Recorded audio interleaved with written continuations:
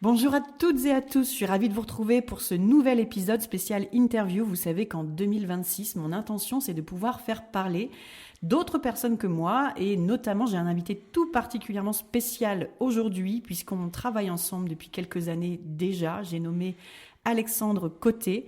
Voilà, je vais me permettre de dérouler cette interview pour qu'il puisse vous expliquer sa vision de l'entreprise, qu'est-ce qu'il perçoit dans ses accompagnements en tant que consultant, et puis surtout déjà que vous puissiez repartir avec certaines billes, pourquoi pas pour vous à la fin de cet épisode, avec des réflexions, des leviers d'action, des choses que vous pourriez mettre en place rapidement dans votre entreprise.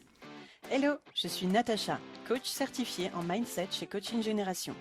Après des années en tant que cadre manager en industrie, je suis devenue coach consultante et formatrice et j'aide les entrepreneurs à faire progresser leur posture managériale et à se créer un écosystème vertueux. Si vous êtes à la recherche de techniques modernes, d'outils et d'astuces en management, leadership et d'une bonne dose d'énergie, vous êtes au bon endroit.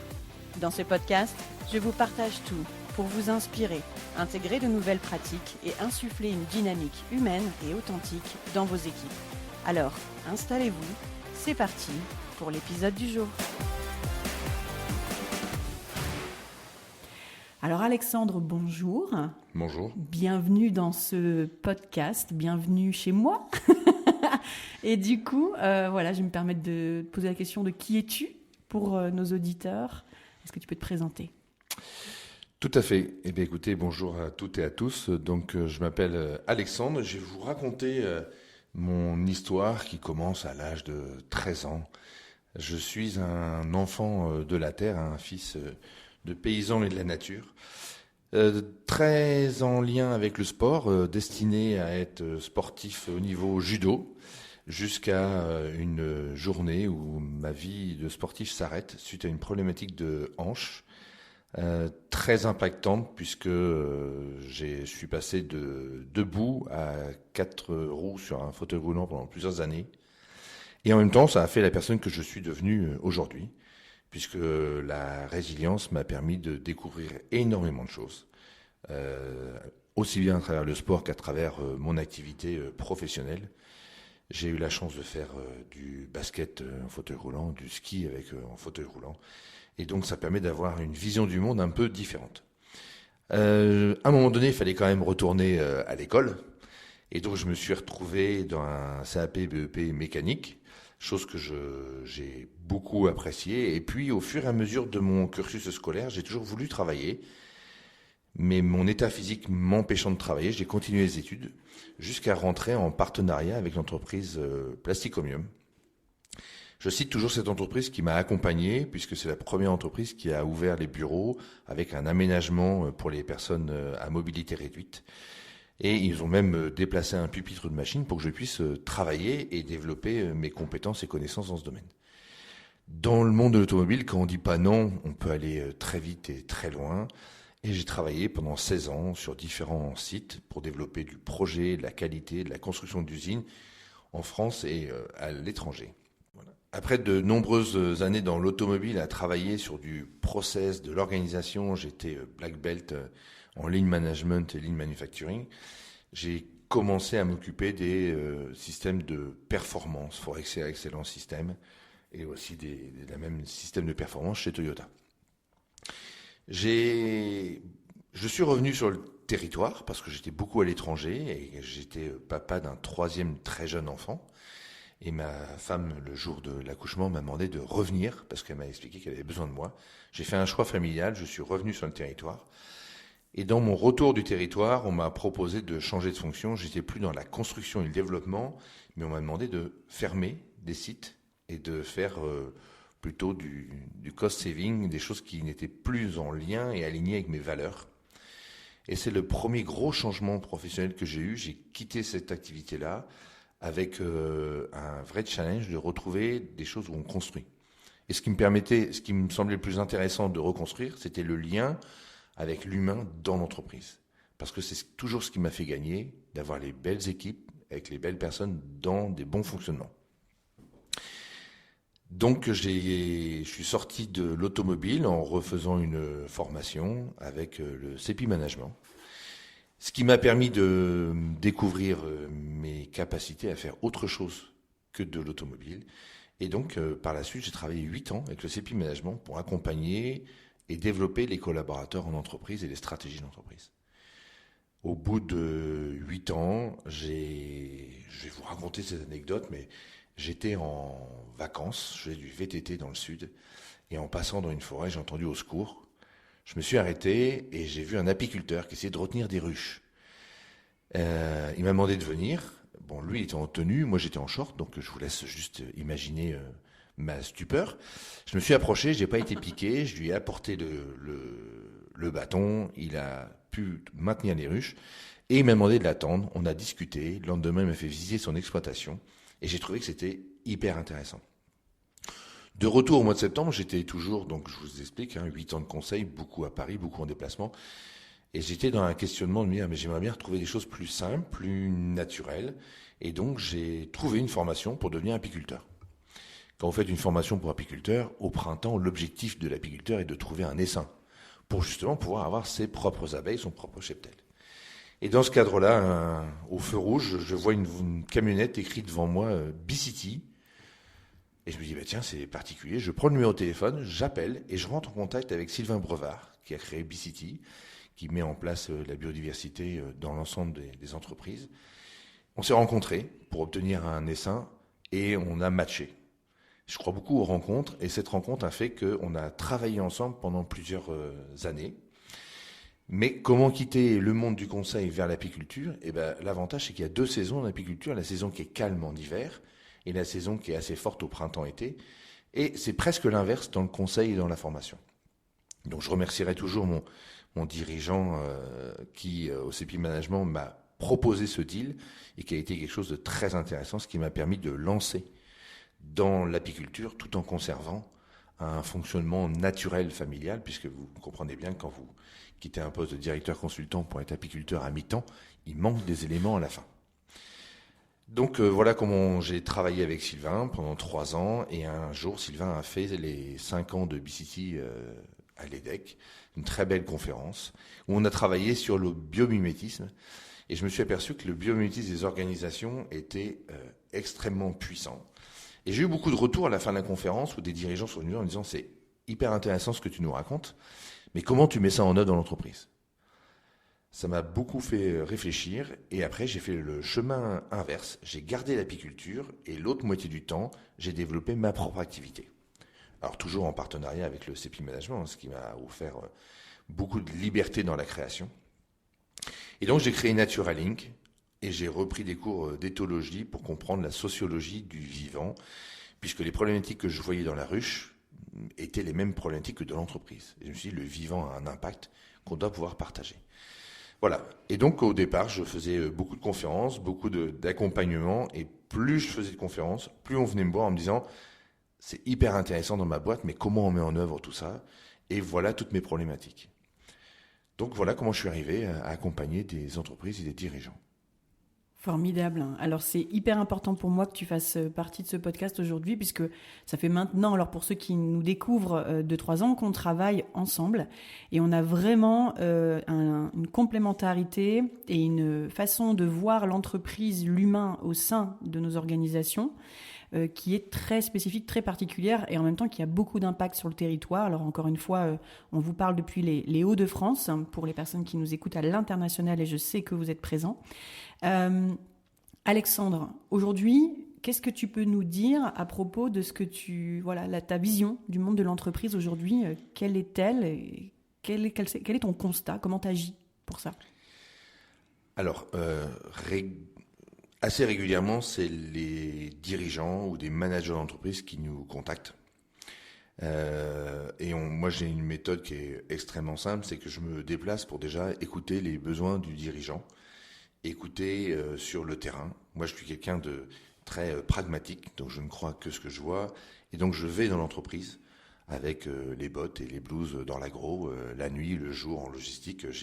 J'ai pas de limite parce que le début de l'écoute et du partage de ce que moi je constate, des problématiques du dirigeant et des problématiques des salariés, c'est déjà un bon mariage. Quand on part sur quelque chose qui est construit comme un contrat de coaching où on se dit voilà où on est, voilà vers quoi on va et quel est le chemin qu'on va emprunter. Moi, je déposais mon activité sur 3 choses. Le premier point, c'est comment est structurée l'entreprise, sur quel socle elle avance et comment sont organisés l'ensemble des process. Donc pas que le process indus, mais le process humain, logistique, transport, accueil, enfin toute la structuration autour du process. Mon deuxième point au niveau de l'œil, qu'est-ce que je regarde, c'est comment l'humain est pris en compte dans l'entreprise. Comment l'humain est écouté, managé, accompagné, recadré, puisque derrière on a cette notion de confiance. S'il y a une confiance mutuelle entre le dirigeant et le collaborateur dans l'entreprise, déjà c'est un point qui est extrêmement positif. Et la troisième chose que je regarde, c'est comment tout ça est structuré. Pourquoi on a besoin de structurer ? Parce qu'on va structurer autour des moyens, des méthodes, mais aussi des compétences, ce qui va apporter la confiance. Et cet ensemble-là, process, confiance, performance, c'est la réussite de l'entreprise. Formidable. Alors, c'est vrai que du coup, et c'est pour ça que, comme je dis toujours, j'ai besoin de toi dans la façon dont j'accompagne aussi les entreprises, parce que, en règle générale, tu l'as dit, on est contacté par des dirigeants, alors par ou à minima des cadres dirigeants. Et c'est là qu'intervient parfois, dans les accompagnements que je mène, j'observe la limite, en fait, du plafond que peut atteindre ce dirigeant, qui est totalement conscientisé chez moi, pas toujours chez eux, mais du coup, le fait que tu interviennes sur les process, pour moi, c'est un vrai, comme on dit, un game changer, c'est-à-dire le fait que grâce à toi, ils réussissent à passer un cap, à switcher, à mieux, comme tu dis, structurer, organiser, pour mieux performer, tout en étant, et c'est ça qui nous réunit, connectés autour de l'humain, de la confiance, du sens, des leviers de motivation, de l'écoute, de comment j'accompagne, et autant du recrutement que dans la vie du quotidien du collaborateur, et voilà, et jusqu'à parfois certains choix et ça on le vit toi et moi, des fois effectivement on est juste plus alignés, et il faut accepter de se dire qu'il y a un bout de chemin qui doit se séparer maintenant. Est-ce que tu peux nous en dire plus sur ces 3 leviers ? Est-ce que c'est OK pour toi ? Tout à fait. La première chose, c'est la partie structurante. Ouais. Pour moi, c'est prioritaire, c'est un socle qui est obligatoirement présent dans l'entreprise. Sinon, toutes les actions qu'on met en place ne tiendront pas dans la durée et on va être sur du rééquilibrage sans arrêt, plutôt d'avoir quelque chose qui est posé. La première chose que je regarde, c'est comment le pilotage est organisé sur le terrain. Comment chacun vit ça à travers la direction. On peut prendre des chefs d'atelier, des responsables de management. L'objectif de ce point-là, c'est mettre fin à un désordre structurel. Comment on reconstruit une base qui va permettre d'avoir une structure intéressante. Deuxième sujet, c'est comment sont instaurés l'ensemble des rituels dans l'entreprise. Est-ce qu'il y en a des points quotidiens, des points hebdomadaires, J'ai des entreprises où les collaborateurs travaillent à distance dans d'autres structures. Est-ce que je l'appelle que quand j'en ai besoin ou est-ce que je l'appelle de façon de ritualiser ? Et l'objectif, c'est de mettre fin à un pilotage à l'instinct. Ouais. C'est-à-dire qu'on pose des choses à travers des indicateurs. Le troisième sous-point, c'est la mise en place d'indicateurs. Qu'est-ce qu'on mesure dans cette entreprise ? Ouais. Aussi bien dans la partie technique que dans la partie commerciale, la partie humaine. Et l'objectif, c'est de passer du ressenti au factuel. Ouais. Et le quatrième sous-point, c'est poser des règles communes en termes de respect, en termes de transition, de sécurité.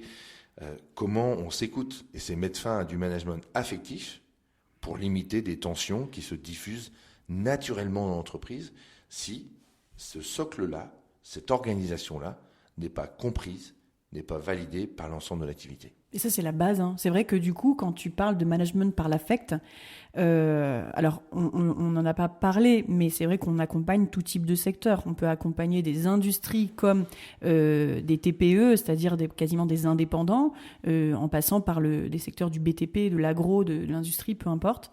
Mais le trait commun qu'on a tous les deux, c'est qu'on perçoit ça, qu'à un moment donné, quand on grandit, alors que ce soit à travers le tout premier recrutement, c'est quoi les points d'intention à avoir, comment j'accompagne, encore pas plus tard que ce matin, c'est-à-dire que là on est dans une journée d'enregistrement, il y a un dirigeant qui nous partageait le fait qu'avant il était salarié dans l'informatique et maintenant il a une entreprise avec 6 ou 8 salariés. Et en fait, il nous expliquait que c'est pas si simple en fait, qu'avant lui, il pouvait avoir ses frustrations en tant que salarié. Et ce matin, il nous disait maintenant, c'est mes salariés qui ont aussi des frustrations et je dois gérer ça, mais j'ai pas les outils en fait pour gérer ça. Donc c'est comment on accompagne, comment est-ce que sur quels critères je me base, tu dis qu'est-ce qu'on mesure en fait.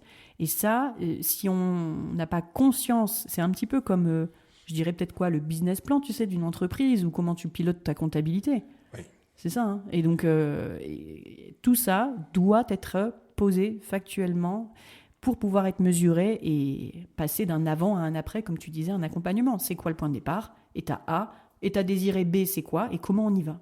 Exactement. Ouais. Et surtout de ne pas descendre dans ce que j'appelle le D, parce qu'il y a ABCD, et le D' qui est la déprime. Hein. Ah ouais. Donc c'est comment je donne du sens à chaque étape en fonction de moi, mes besoins, puisqu'on est tous les deux formateurs en PCM. Oui. Et le PCM nous aide à avoir une lecture du besoin réel et non pas du besoin pensé. Ouais. C'est quelles sont, moi, mes motivations qui vont me faire avancer. Ça veut dire qu'on a une double lecture, organisation et humaine. Ce qui me fait passer au deuxième point, comment on regarde la côté humain. L'humain, c'est quoi ? Première chose, comment les collaborateurs dans cette entreprise sont reconnus, sont valorisés, sont écoutés, sont accompagnés. C'est quoi les règles autour de l'humain ? Et ça, l'objectif, c'est de faire taire des sentiments d'injustice. Ouais. Vous savez tous que dans une équipe, il y a toujours des sentiments où lui, il a eu, moi, j'ai pas eu, c'est pas bien, lui, il peut avoir ça. Et tous ces écarts-là, s'ils ne sont pas compris, s'ils ne sont pas partagés, s'ils ne sont pas mesurés, on met déjà du doute. La deuxième chose, c'est restaurer aussi la reconnaissance directe du manager vers ses équipes, du dirigeant vers ses codires. C'est comment on va amener du réengagement immédiat. Dire ce qui ne va pas et valoriser ce qui peut être amélioré et les difficultés, c'est déjà réengager chacun sur le même axe de développement. C'est-à-dire qu'on ne sépare pas de la cible. Ok, on a des difficultés, ok, la cible elle est loin, mais on en a conscience. Il n'y a pas un gars qui est devant tout seul qui dit « t'inquiète, tout va bien », et l'autre derrière qui dit « j'y arriverai jamais ». Voilà, c'est cette notion de reconnexion directe pour un réengagement immédiat. Et derrière, il y a comment elles sont structurées tout le développement des collaborateurs au sein de l'entreprise. Ouais. Est-ce qu'il y a de la formation ? Est-ce que c'est de l'auto-formation ? Est-ce que c'est des nouvelles personnes ? J'ai beaucoup de dirigeants qui nous appellent qui appellent pour dire je dois recruter quelqu'un, mais je ne sais pas qui recruter. L'intérêt de travailler avec le ProcessCom, c'est qu'on permet d'avoir des recrutements qui soient justes et équilibrés en termes de personnalité pour le fonctionnement. Et ça, c'est comment je sécurise mes recrues, mes jeunes et aussi mes anciens qui ont connu il y a le avant. Et ben comment on met tout le monde, on aligne tout le monde. Et ce deuxième point que j'évoque avec vous, il n'a qu'un intérêt, c'est restaurer la confiance mutuelle entre collaborateurs, avec le dirigeant, avec le client, avec les partenaires.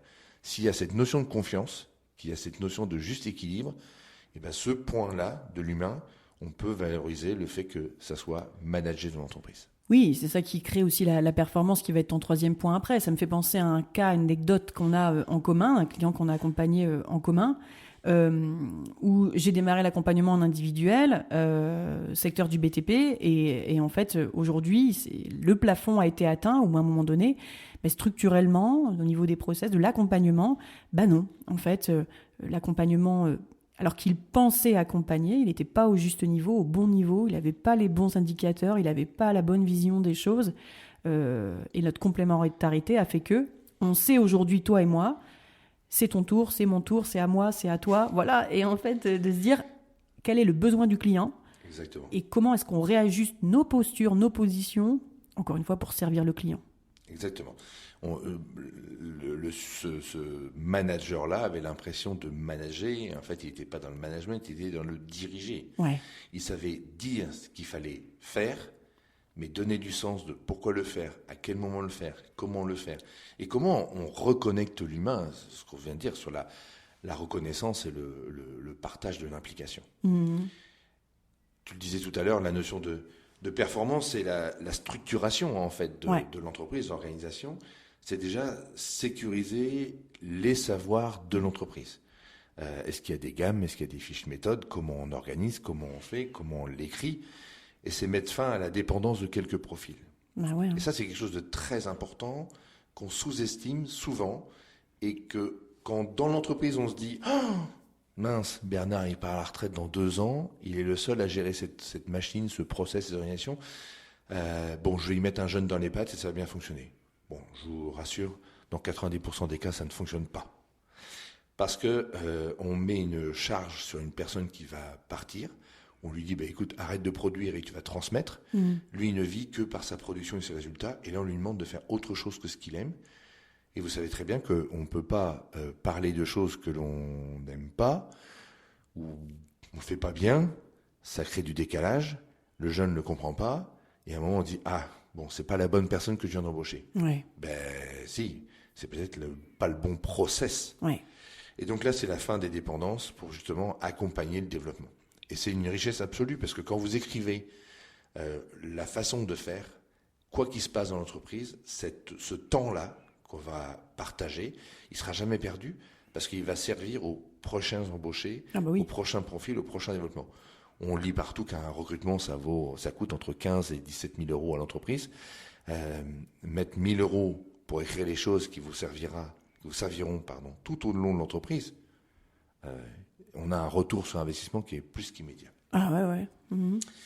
Le sujet complémentaire, c'est reposer l'organisation, les priorités et les flux. Ok. C'est quoi la règle? C'est quoi les priorités? C'est quoi nos arbitrages dans des gestions d'urgence, des gestions de crise? Et c'est quoi les liens que l'on a entre nous dans cette urgence? J'ai eu un dirigeant il n'y a pas très longtemps qui était très agacé par du retard, qui a demandé à des collaborateurs de venir le week-end, et il me dit, mais t'imagines, ils sont même pas capables de s'engager avec moi pour venir le week-end. J'ai dit, mais quelle est la question que tu leur as posée? J'ai dit, mais il me dit, il n'y a pas de question. Je leur ai dit, j'ai pas besoin de cerveau, j'ai besoin de bras. Bon, à réflexion, il a un peu compris qu'à traiter ses collaborateurs de points inutiles, parce qu'il veut pas des cerveaux, il veut que des bras, il veut dans des gens qui faire, mais on peut pas faire si on ne l'a pas construit. Bah ouais. On a travaillé et aujourd'hui, il a retrouvé une certaine sérénité et il a construit ses process pour que quand les collaborateurs viennent le samedi, ils aient le sens, l'implication, la reconnaissance, le réengagement et derrière la performance. Bah oui, c'est la vision long terme. C'est-à-dire que faire souvent, c'est ce qu'on partageait encore ce matin, c'est dans le cerveau du dirigeant. Le dirigeant, il sait ce qu'il veut, il a sa logique, il a son mode de fonctionnement, mais en fait, qui appartient qu'à lui-même. Et du coup, comment est-ce qu'à un moment donné, si je veux me développer, j'ai réussi à transmettre un bout de mon cerveau, et connecter avec le cerveau des autres, la co-construction. Ça fait écho aux premiers épisodes de ce podcast, la différence entre le manager et le leader, quelque part, comment j'emmène mes équipes. Il y a un épisode aussi qui fait état, je vous le mettrai en description, sur comment construire la confiance. On parle beaucoup de process-com, mais c'est quand même l'outil par excellence qui permet d'avoir cette même grille de lecture de soi-même déjà, pour mieux déjà avoir conscience de qui l'on est, de l'impact qu'on a sur les autres, pour mieux connecter avec les autres, leurs besoins et leurs leviers de motivation. Donc clairement, le lien entre l'humain, donc la structure, l'humain, pour mieux performer dans le temps, dans la durée, c'est en fait un gage de pérennité pour la boîte. Mais aujourd'hui, pour finir sur la performance, on en est là. Structurer, ça fait baisser drastiquement le stress, ça permet de mieux gérer les retards. Aujourd'hui, ça fait plus de 15 ans que j'accompagne les entreprises, avec mes 15 ans en plus d'automobile. Donc on constate une chose qui est extrêmement mesurable, c'est les retours sur investissement de nos interventions. Aujourd'hui, j'ai un point tout particulier, c'est que j'interviens dans l'organisation pour apporter de la valeur et créer de la valeur pour l'entreprise. Et quand vous avez une entreprise qui se développe, quand une entreprise qui s'organise, où le climat est plus posé, où le dirigeant arrive à retrouver de la sérénité, et que les clients finaux voient le changement structurel de l'entreprise à travers les actions, c'est mon plus grand bonheur. Et je ne travaille que pour ça. Ah ouais. Est-ce qu'on peut parler maintenant, voilà, sur la dernière partie de ce podcast, peut-être d'anecdotes, tu sais, alors on en a un petit peu donné, mais notamment autour de voilà les outils que tu utilises. On parlait de ProcessCom et comment tu les connectes à ce qu'on vient de dire, aux réalités des entreprises. C'est-à-dire, voilà, comment est-ce que tu peux utiliser ProcessCom, à quoi ça te sert pour mieux agir là-dessus, par exemple. Alors, ProcessCom m'apporte une lecture de la personnalité des différents dirigeants et collaborateurs avec qui j'échange. Oui. Je vous raconte une anecdote. Mes enfants m'ont dit, mais c'est quoi la formation qui t'a appris à comprendre quand les gens te mentent ? Ouais. Parce que on doit avoir des individus qui sont alignés. Et quand on n'est pas aligné entre ses besoins, son corps, sa réalité et la façon dont on s'exprime, c'est qu'il y a déjà quelque chose qui ne convient pas. Généralement, entre la demande primaire du dirigeant de voilà ce que moi je veux et le travail qu'on réalise, on a un écart. Mais on a un écart quand le dirigeant a compris comment il fonctionnait. Je vais vous donner un exemple. J'ai une dirigeante qui voulait recruter une personne pour son comité de direction. 5-6 candidats. Elle identifie 2 candidats qui lui conviennent et elle propose à son comité de direction de jeter un coup d'œil, comme elle a dit, sur le collaborateur. Les collaborateurs qui ressortent des personnels du CODIR ne sont pas les 2 candidats qu'elle a choisis. C'est une entreprise que j'accompagne depuis 5 ans, sur laquelle on a fait des profils de personnalité de l'ensemble du comité de direction. Donc c'est un outil extraordinaire qui permet d'avoir une cartographie. Une cartographie des besoins de chacun, une cartographie du fonctionnement et aussi d'avoir une cohérence sur la partie collective. Elle a redécouvert le profil de la personne qu'elle imaginait embaucher et on lui a positionné les intérêts sur les axes que je vous ai fixés, sur la performance, sur la confiance, sur l'accompagnement et de la structure. Et en fait, elle a plutôt écouté ce qu'on avait à proposer. Quand je dis on, c'est que moi j'étais plutôt aussi du côté du comité de direction. Le retour, c'est que 6 mois après, il y a une entente extraordinaire qui s'est construite, puisque la personne qui a été choisie, c'est la personne qui faisait le juste milieu entre la structure de personnalité de la dirigeante et les structures de personnalité des comités de direction qui étaient très sur de l'analyseur, du carré, du logique, du factuel, parce qu'ils travaillent dans l'informatique, et de l'autre côté, du très empathique, puisqu'ils ont une relation avec les problématiques de maladie des clients. Donc, et la dirigeante qui était promoteur dans le maxi-développement. Et ben, la personne qui a été choisie, c'est aujourd'hui la personne qui est devenue centrale au sein de ce comité de direction. Qui fait le liant, en fait. Exactement. Entre tout ça. Et ça, je dirais, ça n'a pas de prix puisque ça participe au développement de l'entreprise. Quand je parle de développement de l'entreprise, c'est des choses aussi que je mesure. Ouais. J'ai des dirigeants qui me disent, ben voilà, sur l'ensemble de l'année, on a gagné 11% de croissance parce qu'on a fait ça, on a fait ça. Et après, dans mon processus de réorganisation des structures, puisque une fois qu'on a identifié ce qui ne va pas, on peut mieux construire les structures. Et j'ai un client qui est accompagné sur 5-6 structures différentes. Et sur l'année 2025, je ne sais pas si on peut citer des chiffres, mais sur un accompagnement de quelques journées par mois, lui, en retour sur investissement, il est au-delà de 400 000 euros. Ah ouais. Mais voilà, donc c'est vrai que du coup, souvent, c'est mais à quel prix je vais te faire venir dans ma boîte ? Il ne faut pas réfléchir en termes de coût à ce stade, c'est retour sur investissement. Et là, ce que tu dis, c'est juste faramineux, quoi. Donc 400 000 euros, c'est jamais ce qu'on demande. Donc voilà, enfin bref. Donc c'est... Dans tous les cas, ce qu'on peut retenir de ça, c'est que être accompagné, c'est gage d'investissement sur du long terme. C'est de permettre d'être encore plus efficace en clarté par rapport au processus de décision à l'intérieur de son entreprise, de mieux interagir, s'exprimer et construire des relations saines et durables, en fait. Tout ça dans le but de mieux faire face aux difficultés. Alors, de la conjoncture, on est en 2026, je ne vous la fais pas depuis 5 ans ce qu'on vit, de mieux se réajuster par rapport... Moi, je vois presque ça aussi comme un atout concurrentiel de nos jours, pour mieux se repositionner et surtout, et c'est là où pour moi c'était important que tu fasses partie de ce podcast, de nous parler de concrètement comment les processus, la structure, l'organisation se connectent à l'intelligence émotionnelle que j'accompagne un peu plus en se disant ok, Quand le collectif a besoin, c'est toi qui interviens. Et quand il y a un sujet bien spécifique sur des espèces de plafonds là, ou quelque chose qui retient, qui bloque, que ce soit le dirigeant ou un collaborateur, eh bien c'est plutôt moi qui interviens parce que c'est des dimensions qui sont du coup plus personnelles, je dirais, où des fois ça repart de l'histoire de vie en fait aussi. C'est-à-dire que quand bien même on travaille sur les compétences, la formation, l'accompagnement, des fois c'est l'histoire de vie qui fait que non, émotionnellement j'y arrive pas, je suis bloquée. Et donc besoin de débunker certaines croyances, d'aller apaiser certaines émotions, que ce soit la colère, la peur, la frustration, peu importe, pour que le collaborateur s'y retrouve et ose partager, exprimer. En fait, on remet aussi du liant entre eux. Je vais enfin oser te dire ce que je pense et ce que je ressens. Et ça n'a pas de prix non plus, quoi. Exactement. C'est-à-dire qu'en fin d'accompagnement, les collaborateurs ont trouvé du sens. Ouais. Les règles sont devenues claires. La reconnaissance est présente. Les priorités sont explicites. Les indicateurs permettent de mesurer tout ça. Il y a une vraie justice perçue. Ça, c'est quelque chose de très important. Et tout ça, ça s'appelle la cohérence managériale au sein de l'entreprise. Ah ouais.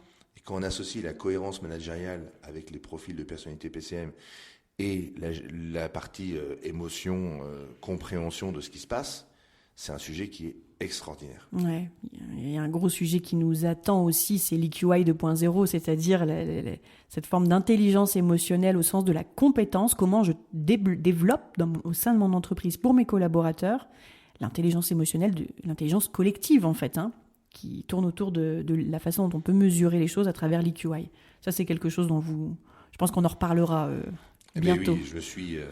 voilà, j'ai validé mon projet pour être aussi accompagnant autour de cet outil pour compléter ProcessCom.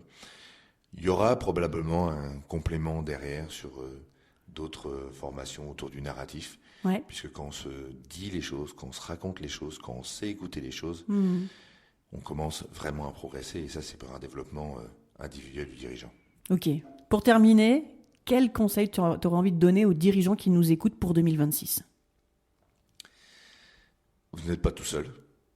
On peut se rencontrer, on peut partager. Il y a aussi quelque chose qui est très important pour moi, c'est que j'interviens dans une notion de juste et équitable. Ouais. C'est-à-dire que je travaille avec des tarifs qui sont vraiment adaptés à l'entreprise et aux besoins. Ouais. C'est-à-dire qu'on ne peut pas accompagner une entreprise du CAC 40, ce que je fais, comme mon électricien en face de moi qui a 4 collaborateurs. Bien sûr. C'est-à-dire que cette justice-là est importante. Et on a aussi, avec Natacha, cette relation aux écoles, à l'accompagnement, au développement, où on prend aussi ce temps. Donc dans mon mode de fonctionnement, on s'appelle, on se cause, on se rencontre, on se définit nos rêves, ce qui doit fonctionner pour vous. Et moi, je vous propose un process d'accompagnement qui peut démarrer et qui s'arrêtera quand le dirigeant le décidera. C'est ça. En fait, c'est cette liberté qu'ils ont aussi. Ben oui, et puis notre liberté à nous, c'est pas de fonctionner comme des catalogues, c'est qu'on fonctionne dans l'ultra sur mesure et on est dans la haute couture managériale. J'aime bien. Oh, parfait. Eh bien, je te propose qu'on se quitte sur cette haute couture managériale, c'est fantastique. Merci en tout cas pour le temps que tu auras pris pour ce podcast. N'hésitez pas à commenter cet épisode, n'hésitez pas à poser vos questions encore une fois. Il y a un lien qui permet de répondre à un questionnaire en description de cet épisode sur peu importe la plateforme sur laquelle vous écoutez cet épisode. Et puis surtout, alors je pense que je vous mettrai aussi le numéro de téléphone d'Alexandre dans la description. N'hésitez surtout pas. Natural Link, Alexandre Côté, merci pour ton temps et à très bientôt. Merci beaucoup. Je vous remercie grandement pour votre écoute, d'avoir écouté cet épisode jusqu'au bout, qui me tenait tellement à cœur depuis un certain temps, puisque ce partenariat avec Alexandre a tellement de résultats et tellement riche au quotidien que je ne pouvais pas passer à côté le fait de vous le présenter. Je tenais aussi à remercier le Clos Meraki, qui est un endroit fantastique, incroyable et qui est tenu par Constance Montaigne, situé dans la ville de Béthune. Si vous cherchez des bureaux privatifs, si vous cherchez des endroits de séminaire, c'est un lieu magnifique, convivial, simple d'accès, dans lequel vous passerez des moments exceptionnels avec vos collaborateurs en entreprise. Merci merci au Clos Meraki de nous avoir accueillis pour l'enregistrement de ce podcast. N'oubliez pas enfin de laisser un commentaire, un avis, une opinion, une réaction par rapport à ce podcast, de le partager autour de vous. Ça aide grandement à le faire connaître et à continuer de me permettre de développer ce projet de podcast pour vous accompagner sur vos routes ou peu importe où vous êtes au quotidien. N'hésitez pas à prendre contact avec nous si vous le souhaitez. Encore une fois, nos coordonnées seront en description de cet épisode et je vous dis à très bientôt dans un prochain épisode. Bye bye tout le monde.